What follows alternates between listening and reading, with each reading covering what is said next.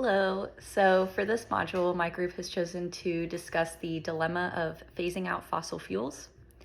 And in this scenario, I'm attending a public meeting held by the State Energy Commission to discuss strategies to reduce our fossil fuel use.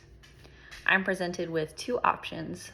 Option one is to subsidize alternative energy by subsidizing the operating costs of alternative energy providers, with the stipulation that cost reductions must be passed on to consumers by lowering their energy prices.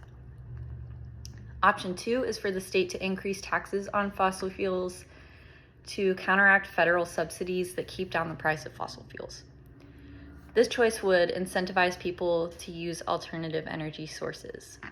I have chosen option one because I believe this option will be less of a burden for those with a lower income and will encourage people to willingly make the choice to switch to alternative sources of energy rather than being forced into it due to financial constraints.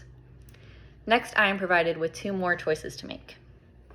One is to pass laws that mandate the use of alternative energy sources at the state and local levels, and the other is to pass laws that allow state and local governments to provide direct incentives to consumers for using alternative energy.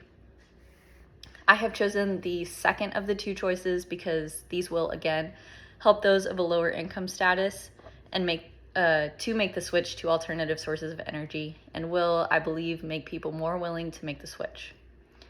One issue presented in Chapter 14 of our text presents the question of whether or not energy alternatives will ever be able to compete with fossil fuels when it comes to their price. I believe that by subsidizing operating costs and providing incentives for consumers to use more alternatives, this will help the alternatives better compete with the fossil fuel industry.